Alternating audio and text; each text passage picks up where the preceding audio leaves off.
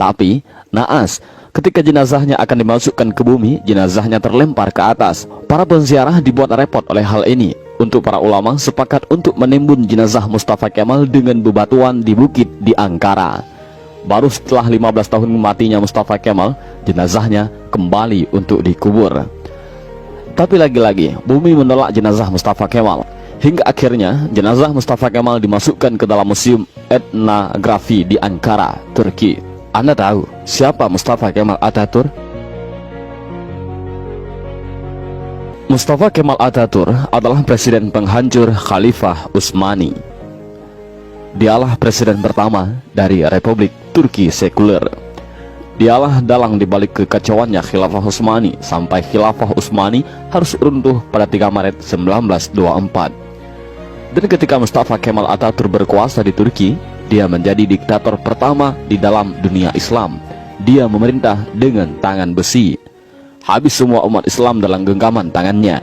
Tangannya berlumuran darah umat Islam yang menghendaki agar Khalifah Utsmani kembali menghiasi bumi Istanbul.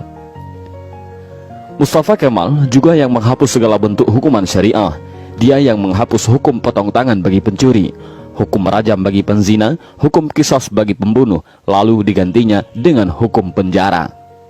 Tak hanya itu, Mustafa Kemal juga menghapus hukum waris, menyamaratakan ahli waris laki-laki dengan ahli waris perempuan, menghapus hukum hijab bagi muslimah, mengubah Masjid Hagia Sophia menjadi museum, kalimat azan diganti menjadi bahasa Turki, menggalakkan minum-minuman kamar di tempat umum, dan menjadikan majelis-majelis ilmu kemudian menggantikannya dengan tempat-tempat lokalisasi pelacuran dan diskotik.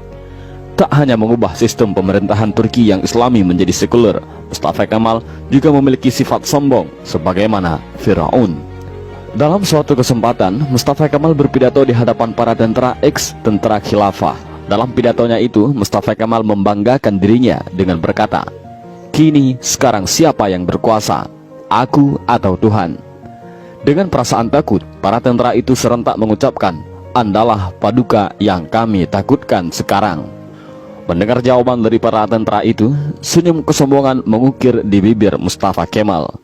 Tapi semua itu berhenti ketika periode akhir Oktober 1938.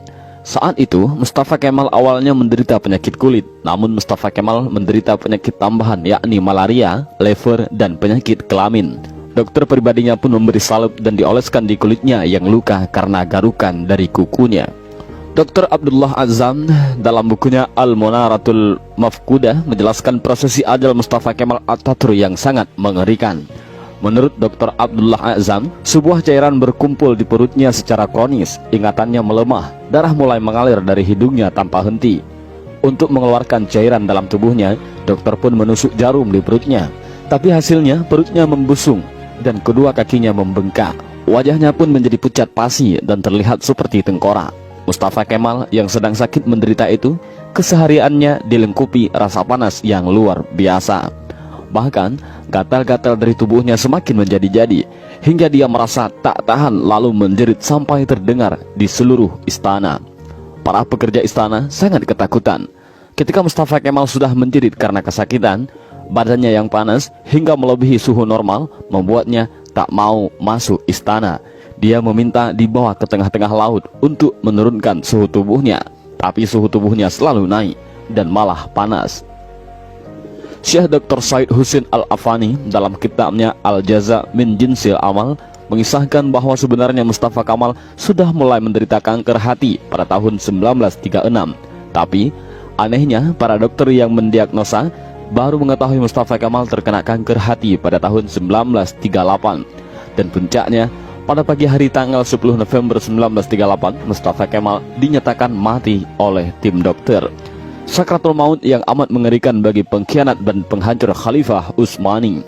Bahkan ketika akan proses pemakaman pun, para ulama Turki menolak untuk menyolatkan jenazah busuk Mustafa Kemal. Baru di hari ke-9, atas desakan dan permintaan dari adik perempuan Mustafa Kemal, barulah para ulama dan rakyat Turki mengkafani, menyolatkan dan menguburkan Mustafa Kemal. Tapi naas, ketika jenazahnya akan dimasukkan ke bumi, jenazahnya terlempar ke atas. Para penziarah dibuat repot oleh hal ini. Untuk para ulama sepakat untuk menimbun jenazah Mustafa Kemal dengan bebatuan di bukit di Ankara. Baru setelah 15 tahun matinya Mustafa Kemal, jenazahnya kembali untuk dikubur. Tapi lagi-lagi bumi menolak jenazah Mustafa Kemal. Hingga akhirnya jenazah Mustafa Kemal dimasukkan ke dalam Museum Etnografi di Ankara, Turki. Jenazahnya ditimbun dengan bebatuan marmer yang bobotnya sampai 44 ton. Dan jika Anda pergi ke Museum Etnografi di Turki untuk melihat makam Mustafa Kemal, para pemandu museum pasti akan menyemprotkan parfum yang paling wangi ke pakaian Anda. Sebab jika Anda sudah mendekati makam Mustafa Kemal, pasti akan tercium bau yang lebih busuk dari bangkai. Pihak museum pun mengakui jika sumber bau busuk itu bukan dari WC ataupun septic tank yang bocor, melainkan di areal makam Mustafa Kemal Atatürk.